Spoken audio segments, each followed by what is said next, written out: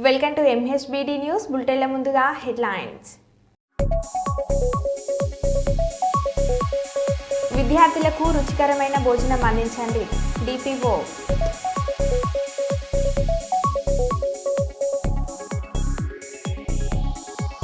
Kuppam municipal కార్యాలయంలో ఘనంగా రాజ్యాంగ దినోత్సవ వేడుకలు.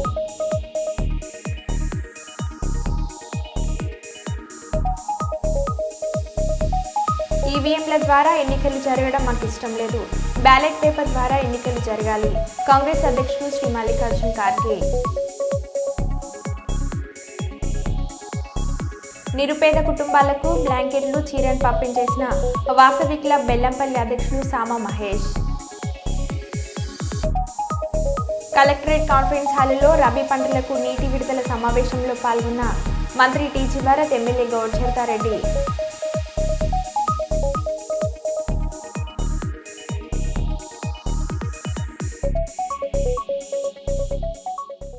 ఇక వివరాల్లోకి వెళ్తే, హుజరాబాద్ ఏసీపీ పరిధిలోని 6 పోలీస్ స్టేషన్ పరిధిలో ఉన్నవారు తమ మొబైల్ ఫోన్లను పొడగొట్టుకున్నవారు CEIRలో రిజిస్టర్ చేసుకున్న వారికి తిరిగి వారి మొబైల్ ఫోన్లను అందజేసిన హుజరాబాద్ ఏసీపీ శ్రీనివాస్ సుమారు 40 నుంచి 45 ఫోన్లను రికవర్ చేసి వారి యజమానులకు అప్పచెప్పడం జరిగిందని తెలిపారు.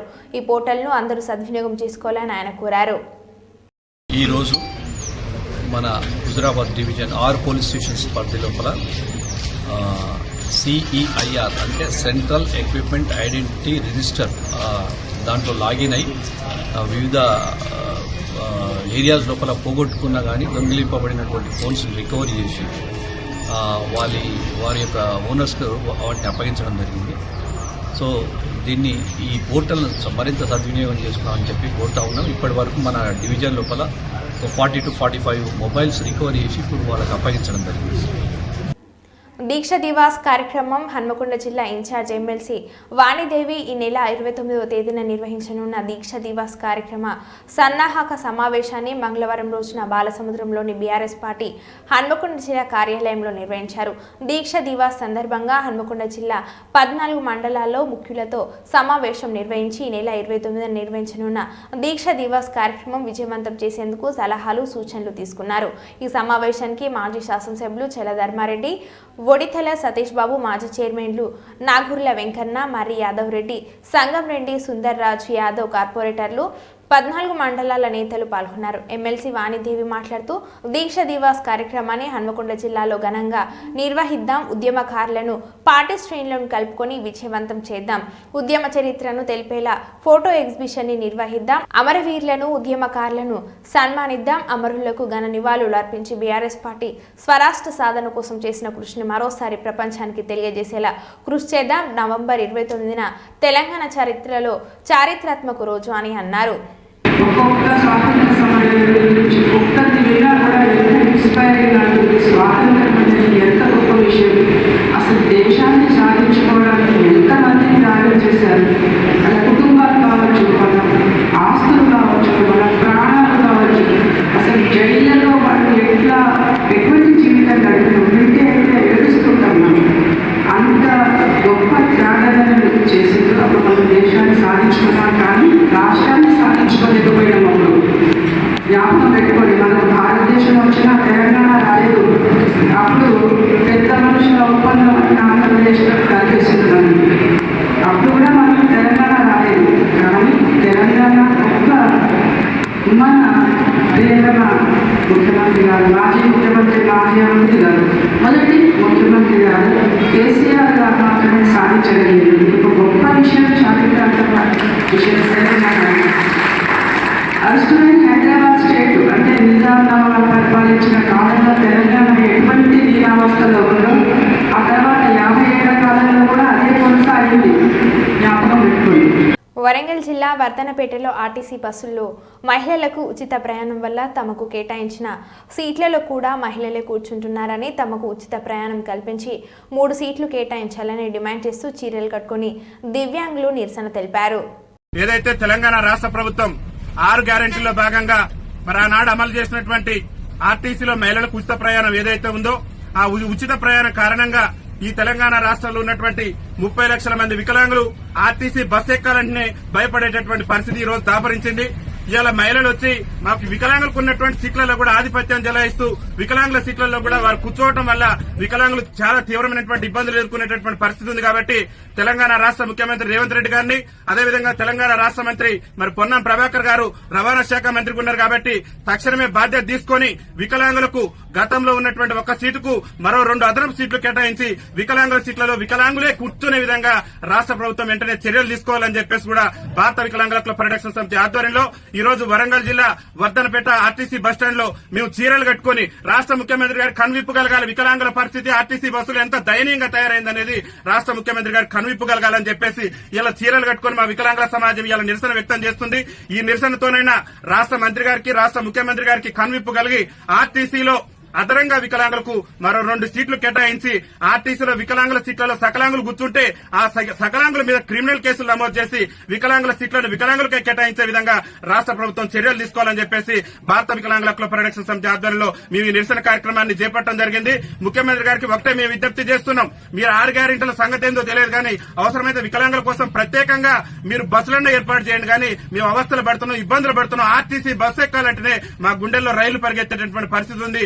ఎందుకంటే మా మహిళా అక్కలు మా మహిళా చెల్లెలు తోసుకుంటూ పోతున్నటువంటి క్రమంలో వైకల్యం ఉన్నటువంటి మేము అంగవైకల్యంతో బాధపడుతూ ఒక పక్క దుర్భర జీవితాలు గడుపుతూ ఆర్టీసీ బస్సు ఎక్కాలంటే మరి చాలా తీవ్రమైనటువంటి ఇబ్బందులు ఎదుర్కొంటాం కాబట్టి రాష్ట్ర ముఖ్యమంత్రి గారు వెంటనే స్పందించి ఆర్టీసీలో మరి వికలాంగులకు అదనపు సీట్లు కేటాయించడంతో పాటు వికలాంగుల సీట్లలో వికలాంగులు కూర్చునే విధంగా మరి జీవోను జారీ చేయాలని చెప్పేసి కూడా రాష్ట్ర ముఖ్యమంత్రి రేవంత్ రెడ్డి గారిని విజ్ఞప్తి చేస్తూ దాంతో పాటు కాంగ్రెస్ పార్టీ ఎన్నికల మేనిఫెస్టోలో కూడా చెప్పింది ఆర్టీసీలో ఒక మహిళలకే కాదు వికలాంగులకు కూడా ఉచిత రవాణా సౌకర్యం కల్పిస్తామని కాంగ్రెస్ పార్టీ అభయాస్త్రం మేనిఫెస్టోలో పేర్కొంది కాబట్టి తక్షణమే ఆర్టీసీలో వికలాంగులకు 100% రాయితీతోని ఉచిత రవాణా సౌకర్యం కూడా కల్పించాలని చెప్పేసి కూడా భారత వికలాంగుల హక్కుల పరిరక్షణ సమితి తెలంగాణ రాష్ట్ర కమిటీ పక్షాన మేము విజ్ఞప్తి చేస్తూ ఈ రోజు ఈ నిరసన కార్యక్రమాన్ని చేపట్టడం జరిగిందని చెప్పేసి తెలియజేస్తూ వికలాంగుల ఐక్యత వికలాంగుల ఐక్యత.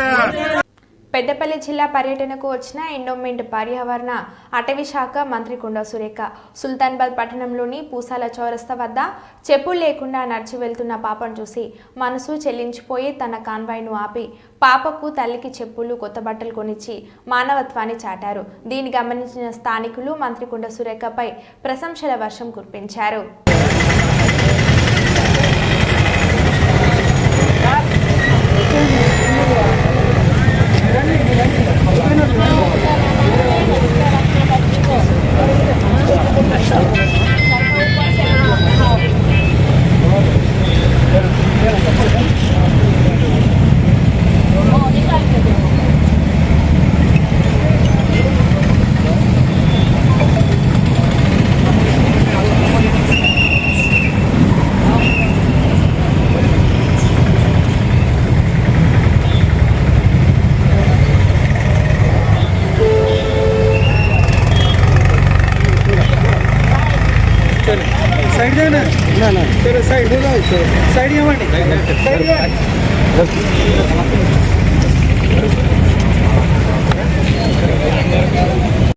ప్రపంచంలోని అన్ని వర్గాలకు అవసరమయ్యే రీతిలో డాక్టర్ బాబాసాహెబ్ అంబేద్కర్ రాజ్యాంగాన్ని రూపొందించారని మాజీ మంత్రి కొప్పుల ఈశ్వర్ అన్నారు. ఈ మేరకు పెద్దపల్లి జిల్లా గోదర్గండ్లో జరిగిన రాజ్యాంగ దినోత్సవం సందర్భంగా రామగుండం కార్పొరేషన్ కార్యాలయం సమీపంలోని అంబేద్కర్ విగ్రహానికి మాజీ ఎమ్మెల్యే కోరుకంటి చందర్తో కలిసి పూలమాలలు వేసి నివాళులు అర్పించారు. భారత రాజ్యాంగ పుస్తకాలను ఇతరులకు అందజేశారు. రాజ్యాంగం ఏర్పడి 75 సంవత్సరాలు పూర్తి అయిన సందర్భంగా అంబేద్కర్కు దేశవ్యాప్తంగా నివాళులు అర్పిస్తున్నామని తెలిపారు. రాజ్యాంగం అంటే ఏ ఒక్కరికో ఏ కులానికో కాకుండా అన్ని వర్గాల హక్కులను రక్షణను బాధ్యతను గుర్తు చేసేదని అని అన్నారు. ఈ కార్యక్రమంలో దేశవ్యాప్తంగా రాజ్యాంగ దినోత్సవాన్ని జరుపుకోవడం గర్వకారణమని అన్నారు.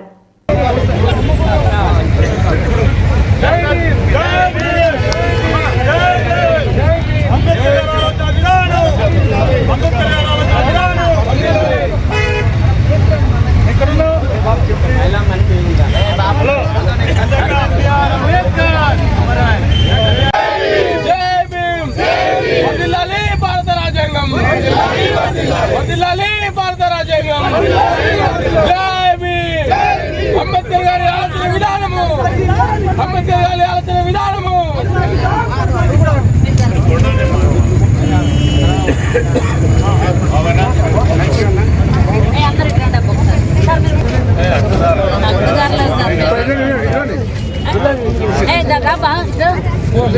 భారత రాజ్యాంగం ఏర్పడి 75 సంవత్సరాలు గడిచింది.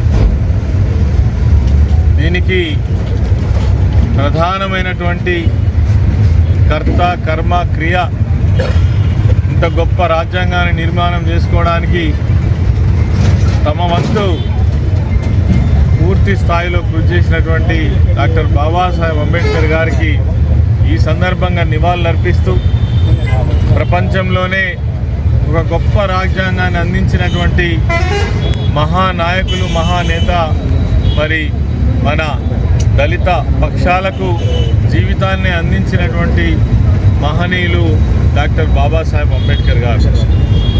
రాజ్యాంగం అంటే నిబంధనలు రాసుకోవడం కాదు, రాజ్యాంగం అంటే పద్ధతులను ఏర్పాటు చేసుకోవడం కాదు. భారతదేశంలో ఉన్నటువంటి అనేక రకాల అనేక వర్గాల ఈ భారతదేశం అంటేనే అనేక కులాలకు మతాలకు ప్రాంతాలకు మరి అనేక రకాలైనటువంటి వైవిధ్యం కలిగినటువంటి యొక్క భారతదేశంలో మరి వారందరికీ తగినట్టుగా రాజ్యాంగం ఉండాలనేటువంటి ఆ స్ఫూర్తితోటే భారత రాజ్యాంగాన్ని నిర్మించడం వల్ల ఈరోజు 75 సంవత్సరాలుగా అన్ని వర్గాలకు కూడా రాజ్యాంగం ద్వారా హక్కులు పొందగలుగుతున్నారు అని అంటే డాక్టర్ బాబాసాహెబ్ అంబేద్కర్ గారి యొక్క ఆలోచన విధానం అని ఈ సందర్భంగా నేను మనవి చేస్తూ ఉన్నాను. అందుకే చాలామంది బాబాసాహెబ్ అంబేద్కర్ గారిని కేవలం ఒక వర్గానికి అంటగట్టి మరి తనను చిన్నగా చూపించే ప్రయత్నం చేస్తున్నారు. ప్రపంచ మేధావి ఈరోజు ఈ భారత రాజ్యాంగాన్ని రాయడం అని అంటే అందులో అన్ని వర్గాలకు సంబంధించినటువంటి హక్కులు ఉన్నాయి. ఇలా పిల్లల హక్కుల దగ్గర నుంచి మొదలుకుంటే, కార్మికుల హక్కుల దగ్గర నుంచి మొదలుకుంటే, మరి మహిళా హక్కుల దగ్గర నుంచి మొదలుకుంటే ప్రతి ఒక్క విషయాన్ని పొందుపరిచినటువంటి వారు బాబాసాహెబ్ అంబేద్కర్ గారు. అందులో భాగంగానే ఎవరైతే దళిత వర్గాలు ఉన్నారో, నిమ్న వర్గాలు ఉన్నారో, అదేవిధంగా ఎస్సీ ఎస్టీ బీసీ మైనారిటీ వర్గాలు ఉన్నారో వాళ్ళందరి రక్షణ కోసం కూడా ప్రధాన భూమిక పోషించినటువంటి, వాళ్ళకు రక్షణగా ఉండేటువంటి అనేక చట్టాలు తీసుకొచ్చినటువంటి, రిజర్వేషన్ తీసుకొచ్చినటువంటి నాయకులు డాక్టర్ బాబాసాహెబ్ అంబేద్కర్ గారు. అందుకే ఈ రాజ్యాంగం ఇంత గొప్పగా వర్ధిల్లి 75 సంవత్సరాలను పూర్తి చేసుకున్నటువంటి సందర్భంగా ఈరోజు దేశవ్యాప్తంగా ఈ యొక్క ఉత్సవాలను జరుపుకోవడం జరుగుతూ ఉంది. పార్లమెంట్లో కూడా ప్రత్యేకమైనటువంటి సెలబ్రేషన్స్ జరుపుకుంటున్నటువంటి సందర్భంలో మనం కూడా ఈ రాజ్యాంగం యొక్క రక్షణ కోసం, రాజ్యాంగం యొక్క గొప్పతనం కోసం తప్పకుండా మరి చర్చించుకోవాల్సినటువంటి దినాన్ని పాటిస్తున్నాం. ఈ సందర్భంగా మనందరికీ కూడా మరొకసారి భద్రాద్రి కొత్తగూడెం జిల్లా అశ్వారావుపేట నియోజకవర్గంలోని అశ్వారావుపేట, పేరాయిగూడెం గ్రామ పంచాయతీలలో రాష్ట్ర వ్యాప్తంగా నిర్వహిస్తున్న ప్రజా విజయోత్సవాలలో భాగంగా అభివృద్ధి పనులను ప్రారంభించి అశ్వారావుపేట మండలం వ్యాప్తంగా కాంగ్రెస్ ప్రభుత్వం అధికారంలోకి వచ్చిన అనంతరం జరిగినటువంటి అభివృద్ధి సంక్షేమం గురించి ప్రభుత్వ క్యాంప్ కార్యాలయంలో విలేకరుల సమావేశంలో నిర్వహించిన ఎమ్మెల్యే జారే ఆదినారాయణ. ఈ కార్యక్రమంలో మండల కాంగ్రెస్ నాయకులు, కార్యకర్తలు, ప్రభుత్వ అధికారులు, ప్రజాప్రతినిధులు తదితరులు పాల్గొన్నారు. గోదారి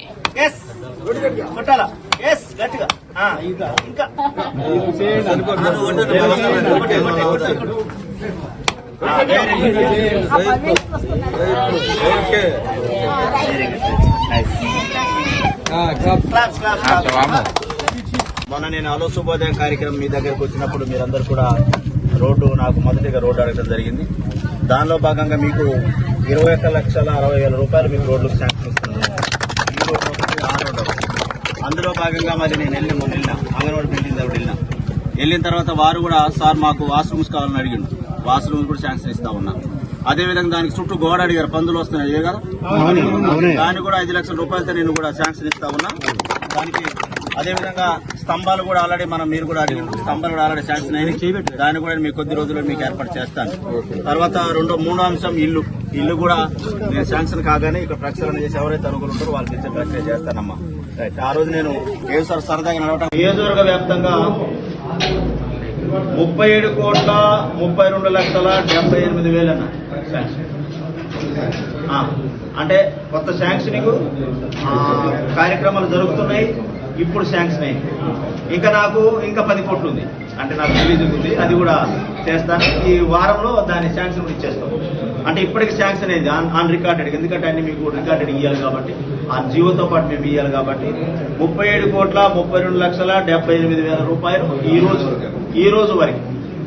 ఈ రోజు మరి నేను గ్రామాలకు వెళ్ళాను, అక్కడికి వెళ్ళేది కొన్ని హామీ ఇచ్చాము, అది కూడా రేపు నేను మళ్ళీ ఇస్తా ఉన్నాను.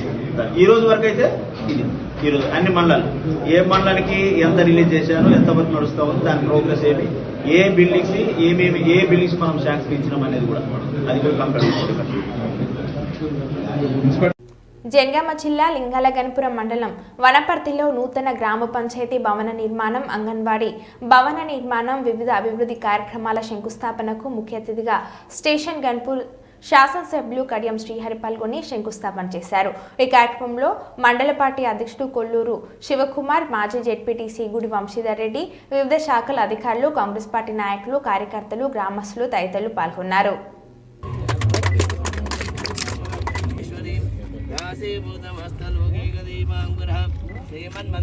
మన నియోజకవర్గ శాసనసభ్యులు కడియం శ్రీహరి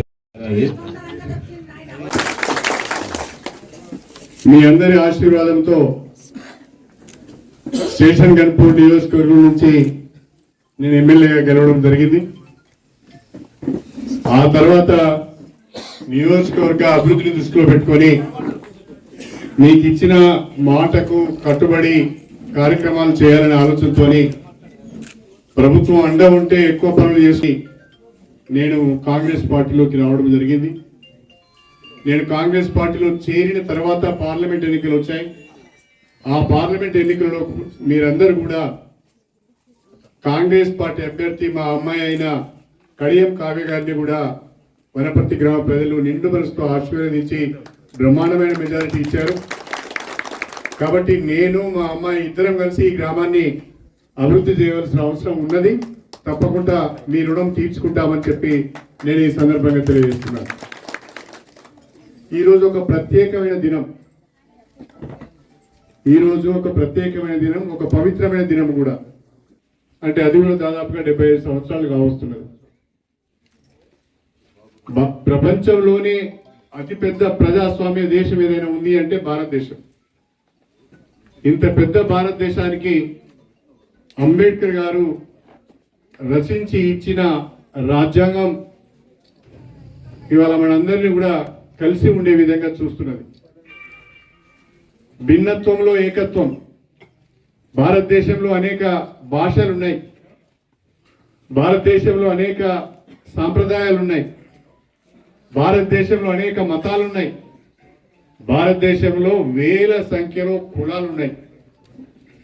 ఇన్ని రకాలైన వైవిధ్యం ఉన్నా మన అందరం కూడా కలిసి ఉండగలుగుతున్నాము, భారతదేశం యొక్క సమగ్రతను కాపాడుకుంటున్నామంటే అది రాజ్యాంగం యొక్క గొప్పతనం అని చెప్పి నేను మీ అందరికీ సవినయంగా తెలియజేస్తున్నాను.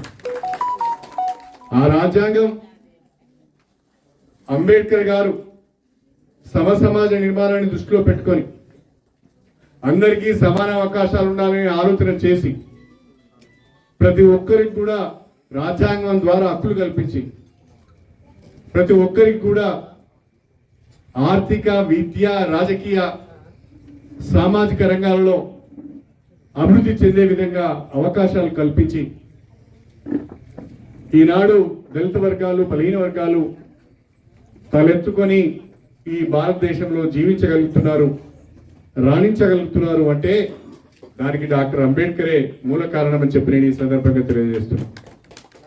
అలాంటి రాజ్యాంగం ఆమోదం పొంది 75 సంవత్సరాలు అవుతున్న సందర్భంగా ఇవాళ రాజ్యాంగ దినోత్సవాన్ని మనం నిర్వహించుకుంటున్నాం. ఈ సందర్భంగా మీ అందరికీ కూడా హృదయపూర్వకంగా నా శుభాకాంక్షలు తెలియజేస్తున్నానని చెప్పి గుర్తు చేస్తున్నాను. అదేవిధంగా ఈరోజు వనపర్తి గ్రామంలో కొన్ని అభివృద్ధి కార్యక్రమాలకు మనం శంకుస్థాపన చేసుకున్నాం. ఒక 20 లక్షల రూపాయలతోని గ్రామ పంచాయతీ నూతన భవన నిర్మాణం, 12 లక్షలతోని అంగన్వాడీ భవన నిర్మాణం, మరొక 20 లక్షల రూపాయలు మనం సీసీ రోడ్లకు మంజూరు చేసుకోవడం జరిగింది. అయితే వనపర్తి గ్రామానికి సంబంధించి ఇక్కడున్న స్థానిక నాయకత్వం అందరూ కూడా, ప్రజలు కూడా మాకు ఒక మోడల్ గ్రామ పంచాయతీ భవనం కావాలి, ఏదో పంచాయతీరాజ్ వారు డిజైన్ చేసిన గ్రామ పంచాయతీ కంటే మంచి గ్రామ పంచాయతీ భవనం మాకు కావాలి, 20 లక్షల రూపాయలు సరిపోవు, ఇంకా అదనంగా నిధులు కావాలని అడిగారు. నేను వెంటనే పంచాయతీరాజ్ ఈ గారికి చెప్పాను, 20 లక్షలకు అదనంగా వనపర్తి పైన ఉన్న ప్రేమతోని ఈ గ్రామ పంచాయతీ భవనం కడియం శ్రేణి ఉన్నప్పుడు కట్టిలని వీరందరూ చెప్పుకునే విధంగా 20 లక్షలకు బదులుగా 40 లక్షల రూపాయలతోని చక్కటి గ్రామ పంచాయతీ భవనాన్ని నిర్మించుకుందామని చెప్పి నేను ఈ సందర్భంగా తెలియజేస్తున్నాను. టేక్మల్ మండల్ కేంద్రంలోని బీసీ ఎస్సీ బాలురా హాస్టల్ కస్తూర్బా కేజీవీబీ మోడల్ గిరిజన పాఠశాలలో డిపిఓ యాదయ్య ఆకస్మిక తనిఖీలు చేపట్టారు. డిపిఓ మాట్లాడుతూ కస్తూర్బా బాలికల పాఠశాలలో శానిటేషన్ సరిగా లేదని, విద్యార్థులకు రుచికరమైన భోజనం, పాఠశాలలో సరైన వసతులు లేవని అన్నారు. అలాగే కేజీవీబీ పాఠశాలలో ఉపాధ్యాయుల కొరత ఉందని, పలు అంశాలపై జిల్లా కలెక్టర్కు నివేదిక అందజేయుచున్నట్లు తెలిపారు. కస్తూర్బా బాలికల విద్యాలయం చూశాను, అదేవిధంగా మోడల్ స్కూల్ గర్ల్స్కి సంబంధించిన చూశాను, అదేవిధంగా ఆశ్రమ పాఠశాల గిరిజన ఆశ్రమ పాఠశాలను కూడా హాస్టల్స్ కూడా చూడడం జరిగింది. ఇందులో గమనించిన విషయం ఏంటంటే ఎక్కడైతే ఈ వర్కర్స్ కావచ్చు, అంటే కుకింగ్ చేసేవాళ్ళు, అక్కడ శానిటేషన్ స్కావెంజర్ స్వీపర్స్ కొంచెం యాక్టివ్గా ఉండే అక్కడ వర్క్ కూడా బాగా జరుగుతుంది. కొంత గమనించిన విషయాలలో కస్తూర్బా బాలిక విద్యాలయంలో కొంత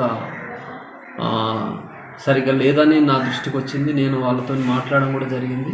అక్కడ విద్యార్థులతో కూడా మనం ఇంటరాక్షన్ అయినప్పుడు వంట సరిగా అంటే రుచికరమైన అంటే కుకింగ్ వంట సరిగా పెట్టట్లేదు అనేది ఒకటి, టాయిలెట్స్ కూడా వాళ్ళకు కొంత ప్రాబ్లం ఉంది, అవి కూడా నిర్వహిస్తలేరు అనేది నా దృష్టికి వచ్చింది.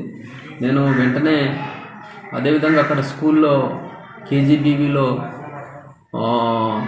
హిందీ టీచర్ కావచ్చు, ఇంగ్లీష్ టీచర్, తర్వాత ఫిజికల్ సైన్స్ టీచర్స్ కూడా మొన్న ట్రాన్స్ఫర్స్ వెళ్ళడం వల్ల అవి కూడా ఖాళీగా ఉన్నాయని తీసుకొచ్చారు. ఈ విషయంలో కలెక్టర్ గారికి కూడా నేను నివేదిక ఇస్తాను. అదేవిధంగా డిఓ గారితో ఎంఈఓ గారితో మాట్లాడడం జరిగింది. ఆల్టర్నేటివ్ అరేంజ్మెంట్ కూడా చేపిస్తామన్నారు. అదేవిధంగా చెత్తకు సంబంధించి కూడా గ్రామ పంచాయతీ నుంచి ఇక్కడ వేస్టేజ్ అంతా కూడా తీసుకుపోవడానికి సల్మాన్ కుంట తండా గ్రామ పంచాయతీ కూడా ఆదేశాలు ఇచ్చినాను.